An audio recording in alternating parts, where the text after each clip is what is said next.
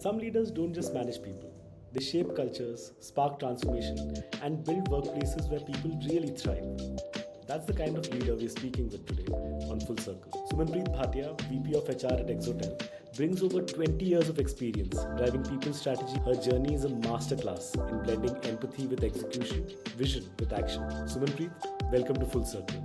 We're thrilled to share your story today. Suman, I'll jump right into it. We've spoken a multiple number of times before this. One of the things that I wanted to start with, and for some reason, this is a repeating theme that comes up in our conversations, especially around the ownership and accountability of health, right? Like, who owns the health of employees? Like, is it the employee's responsibility or it is the company's responsibility? I know we had a conversation on that. Would love to start the discussion from your perspective on that. Right. So I think it is a shared responsibility. While the employers can create the forums, can create the frameworks, can create the culture, can help employee getting educated, ultimately the ownership lies with the employees. The Hmm. employees have to own their own health and should closely work with the employer to build the whole plan. So culture again is very important. If the Hmm. employer don't pitch in that portion, no matter how many benefits or plans you bring in, it will fail. Hence I strongly believe it has to be the shared responsibility. The Like I said, the resources, the culture has to be created by the employer and then empower the employee to be able to make their own health choices. So, Suman, I can't say that I disagree with what you're saying at all. Completely agree with the shared responsibility and how employers need to set up the framework and then employees need to kind of pick it up from there. One of the things that I keep wondering about is that how much of this is truly genuine, right? Like, do employers, do companies, do you as HR do it because it really matters? It is something that is going to help you deliver some outcomes, or is it more about saying, "Ki yaar, my competition is doing it, and hence I also need to be doing it," sort of a thing? Would love to hear your perspective on that part. Yeah, I think a lot of organizations do it because the competition is doing it to be staying in Mm, power. But the time is shifting and the thought process is also shifting now. Historically, mm, it's been like that. When it started like that. But then now I see a lot of organizations are genuinely taking interest. There are platforms that are coming up which provides, let's say you go for a medical insurance, you get in the same platform multiple initiatives. And hence there are mm, a lot of platforms also which are helping the HR people to create those kind of initiatives.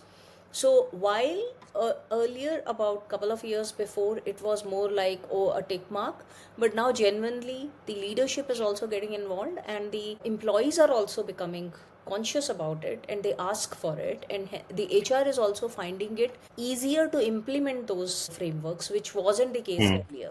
Like Got there it. was a situation wherein I would have to go all over the world and identify, I take gym membership from one place, annual health checkup from somewhere else, mental plan from somewhere else. But now there are a lot of platforms which are putting things together and bringing it together. That is Mm, also making mm. it easier for the HR folks to go and implement that.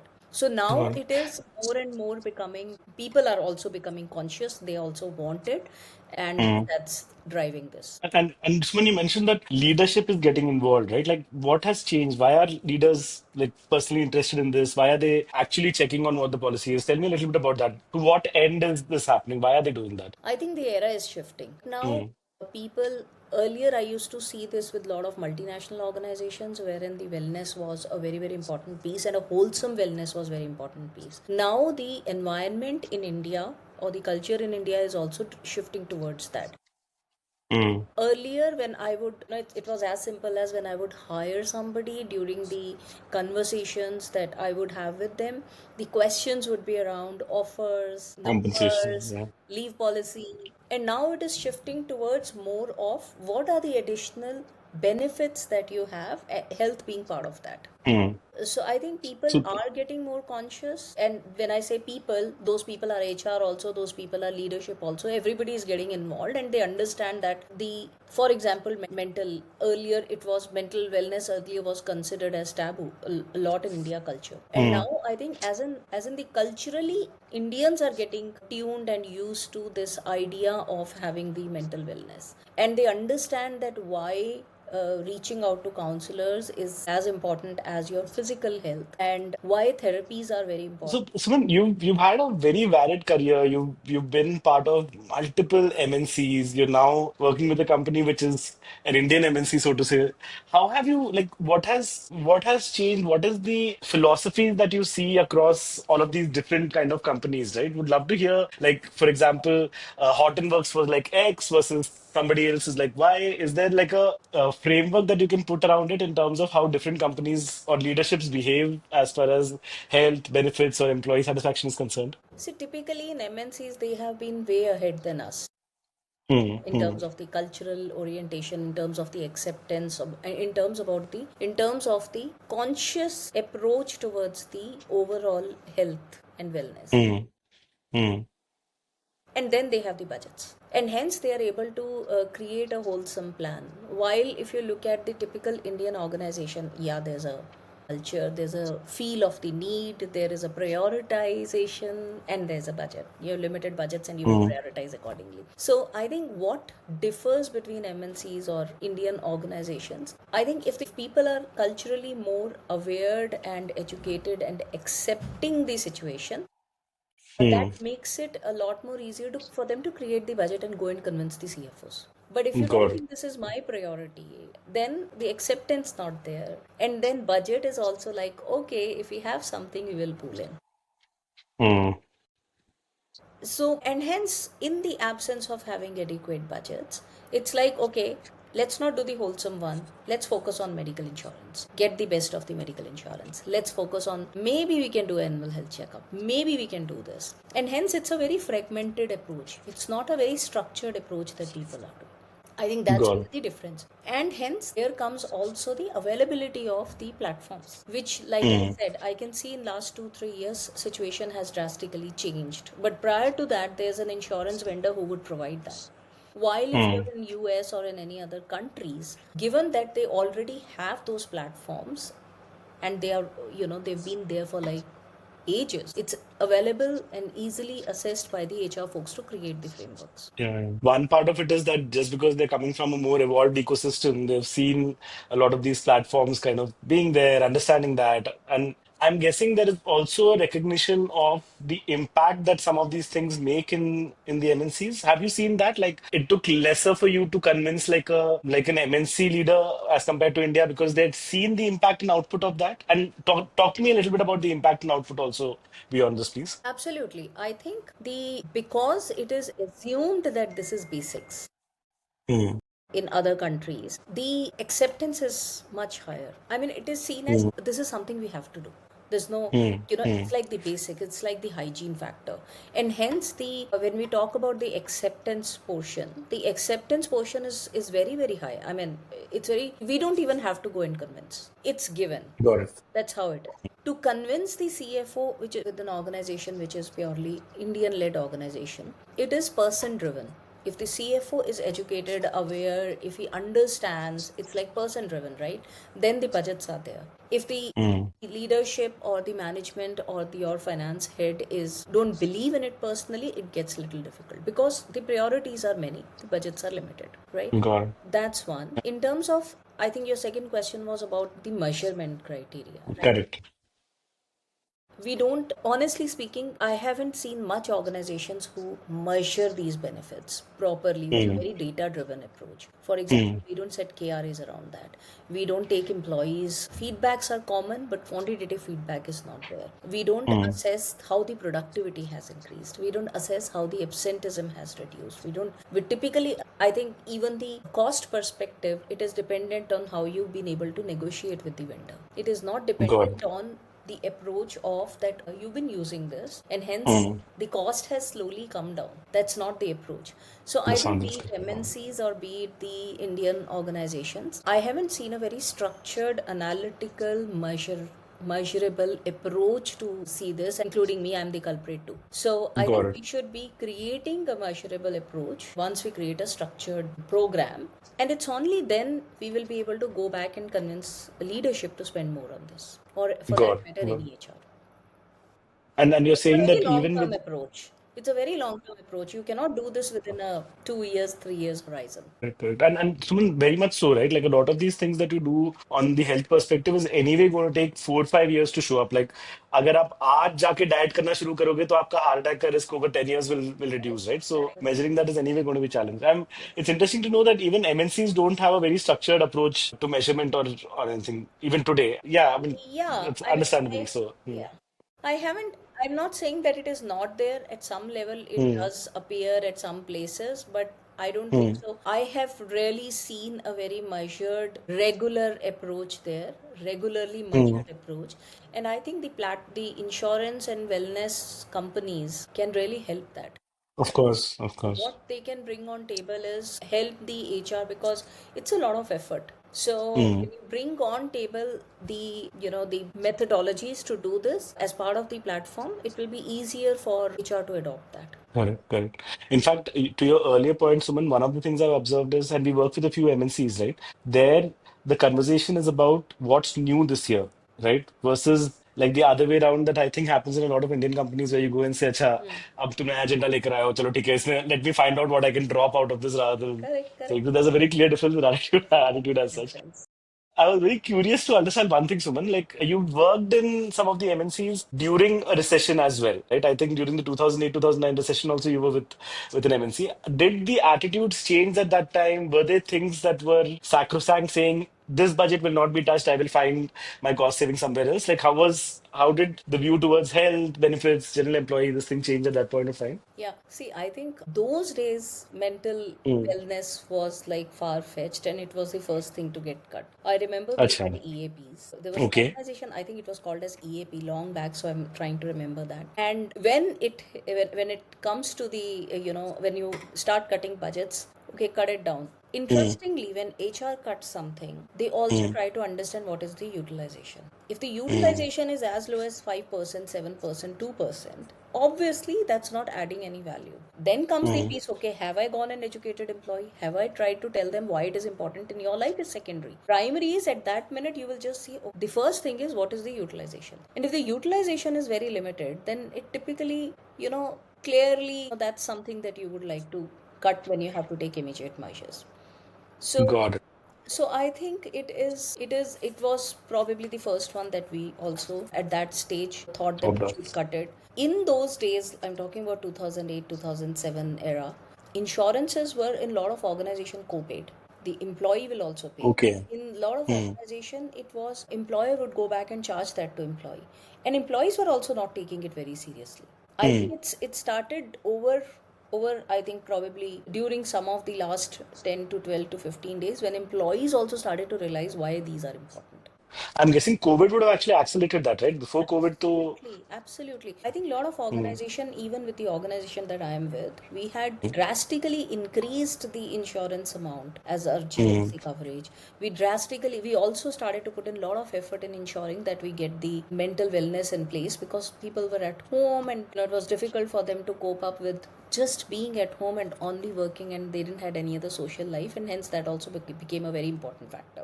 got it, So I think got it, all got it. this really people started to take a lot of interest and a lot of the seriousness increases during COVID period. Correct, correct. So one interesting thing, Suman, and we were tracking this until some time ago. Like after COVID, like the year of COVID was the probably the first and the only year where the growth of retail insurance was higher than that of corporate insurance, right?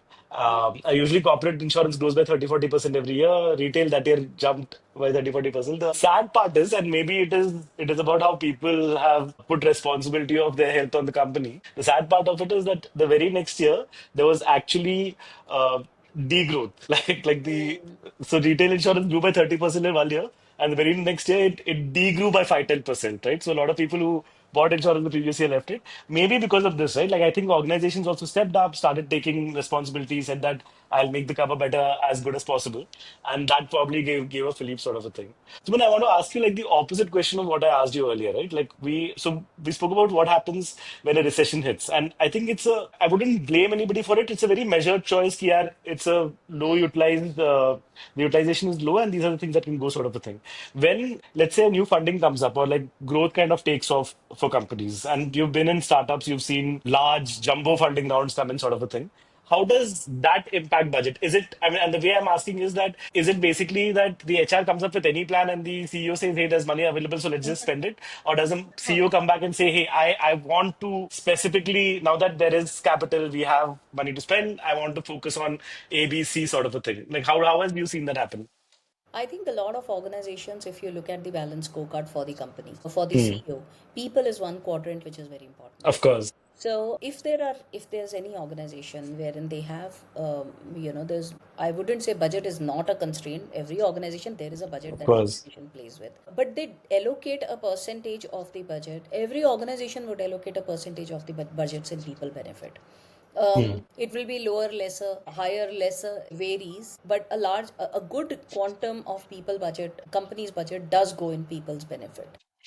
Hmm. Where do HR spends? Learning. HR spends on the benefits. Yeah. Like I said, historically, while the wellness wasn't important, now the HRs are also very driven to bring in a lot of wellness initiatives, be it mental, be it Hmm. physical, be it simple things What like else you inform? yogas and etc. etc. So I think the HRs are also becoming very conscious, and hence it's good amount of budget that get allocated there. Got it, got it. I mean, and it basically, so from a structural perspective, it starts with saying ki this is the budget and now let's figure out what to do. Have Let's you figure out seen? how do we to percolate it. Got it. Depends on the objective of the organization. Let's say, Hmm. while like I'm again reiterating, wellness is becoming the Hmm. baseline also today in many of the organizations. It's a hygiene Hmm. factor. Hmm. While that is there, it's also driven by the objective of the company. What is that company trying to achieve? There could be an year which is more like a talent, redefining the talent or redefining the skills, upskilling the skills. In that year, the budgets will obviously a good amount of budget will go in that direction. So it Hmm. depends on what is the objective of the organization at the start of the years, given the annual plans that are made, and then the budgets are allocated depending on what is that HR is trying to achieve during that year. But Got it. like the salaries in alignment with the market, like the group medical insurances, I think the wellness is also becoming the hygiene factor today. So a lot of Got it. organization, this is given, this has to happen, and now what is our objective, and hence comes the other part. So I think Got it. Got it. the wellness has started to become like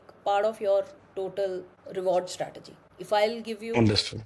when I'm talking to a candidate and saying, here's your compensation, which has a fixed component, a variable component, a bonus component, wellness component, ESOP component. So this whole is started to become a portion of your wholesome reward. And you actually talk about this when you roll out offers that here's a Yes, wellness component is absolutely, okay. absolutely. When we Very do the interesting. discussions with the candidates, when we talk to them about the whole offer, we bring in the Hmm. benefits along with, and it does create a huge difference. And today, people are also very very conscious about it, and Hmm. they ask for it. They're very particular about, okay, do I have the coverage and how big is the coverage? While interestingly, I do see a lot of people who have their personal insurances. In Yeah. fact, lot of people who have their personal therapists and counselors also, which they are regularly Hmm. going to.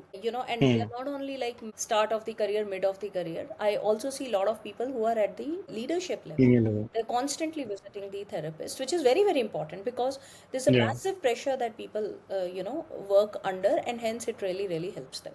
So Got it. there are times when I have candidates who've come and specifically asked that, can the company pay for my personal therapist during the offer Interesting. discussions? So, any Nice. earlier discussions were, okay, I have a car lease policy from my previous company. Yeah.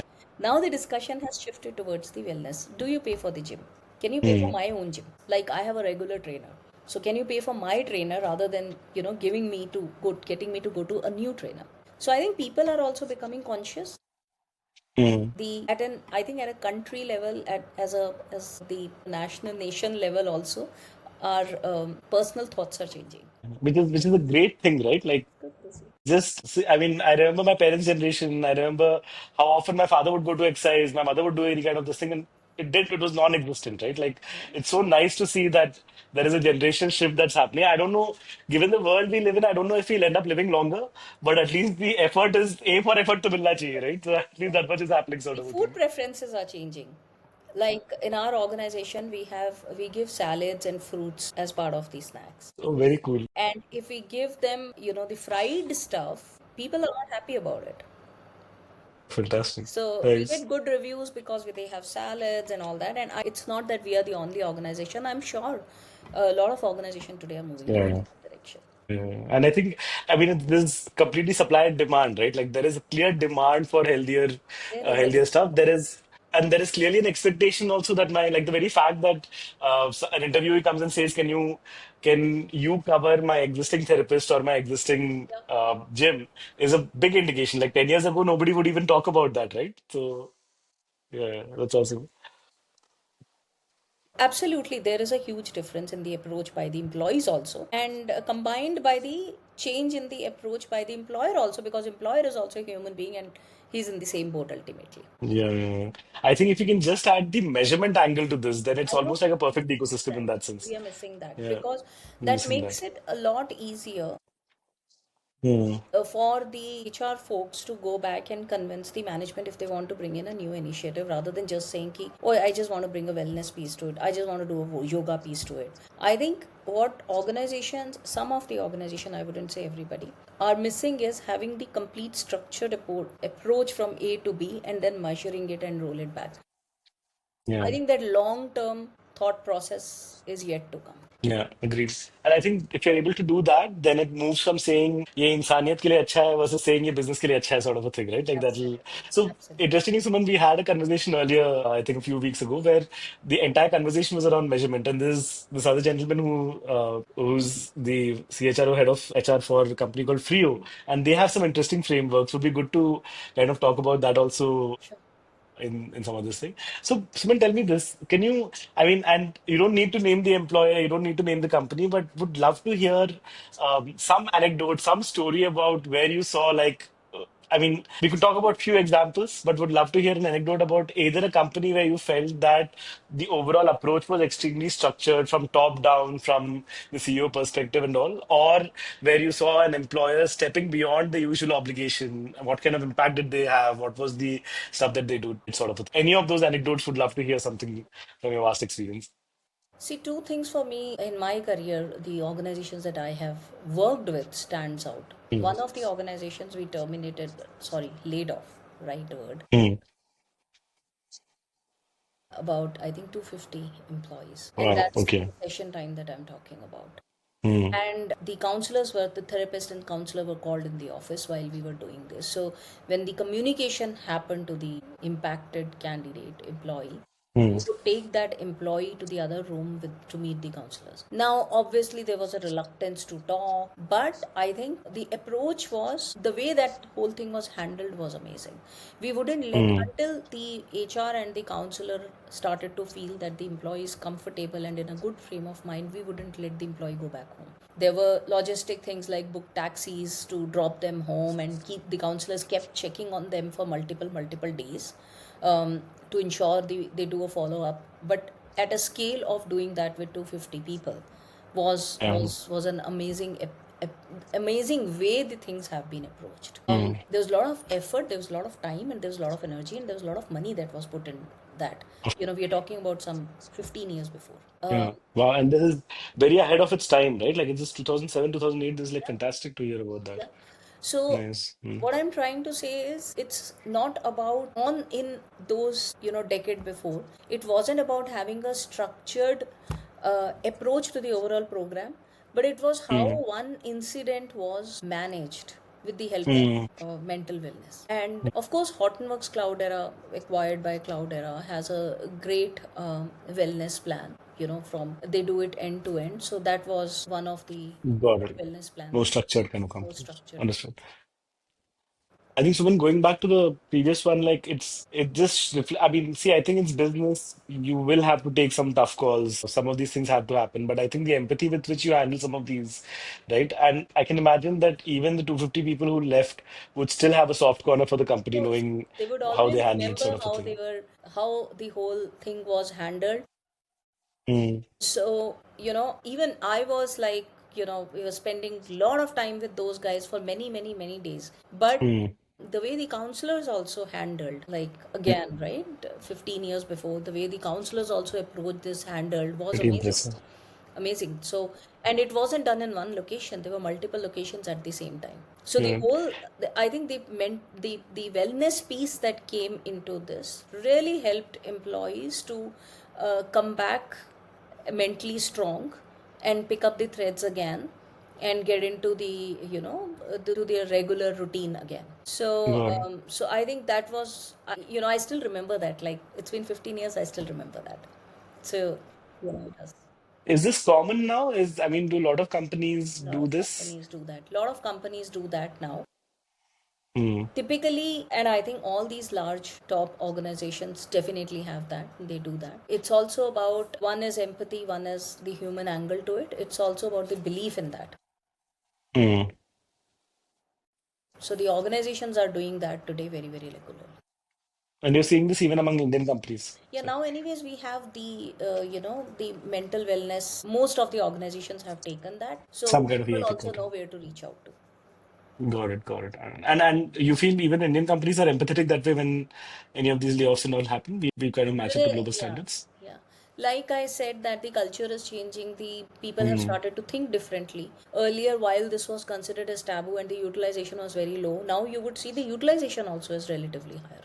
So before Mm. you put a cut on that, Indian organizations also do think that, okay, people are using it. So if I cut it, there's an impact on the employee. And I think it again comes down to this, right? I mean, so going back to the same point that even senior leaders have their own therapists, own people that they go to. So there is a personalized understanding ki, yaar, this is, and if they're going to a therapist, it's also an indication that they're benefiting from it. Absolutely. So the recognition of mental health is like much higher than where it used to be, sort of a thing, right? Yeah. And yeah. So I've always thought of it this way, Suman. I think it's useful to go and see a doctor once in a year, get an annual health checkup done once in a year. But I think what we often don't do is place mental health at the same level, right? The value of going and speaking to just Yes, we somebody don't. for 35, 40 minutes is significantly higher in that sense. Yeah, and I wouldn't say that culturally we have changed a lot. Like we are like Mm. now totally different. Even today, it does. A lot of people still don't consider going to therapist to talk to them. Correct. Mm. the there are a lot of programs for the leadership now on around the mental Mm. wellness. So if you approach the organizations that are providing mental wellness, you would see very interesting uh, approaches that they follow and very interesting frameworks that they have put in. It's very scientific Yeah. now. And I think when people are using it, they are finding it extremely useful. So it starts Mm. from top down. When the top is finding it useful, obviously the acceptance is much higher. Suman, what's your personal mantra on mental health? Do you also speak to others often? How do you handle it? Yeah, I very strongly believe it. I also have my own counselors, and it is Very really very nice. useful. I even ask me, it's like you will see there are times when you are very anxious, Hmm. Hmm. and undergoing a session, you will start feeling the difference. If Oh, you're not absolutely. taking the session for a while, it does come back and makes you feel better. Definitely. And I think that's not the mental wellness is not the only piece, right?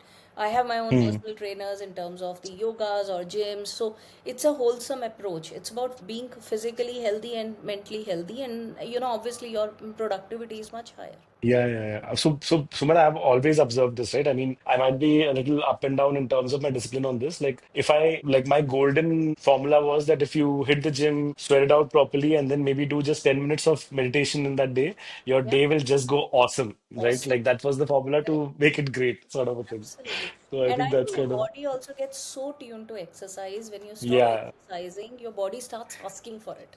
So, Yes, yes. You feel sick, you feel weird when that happens. Yeah.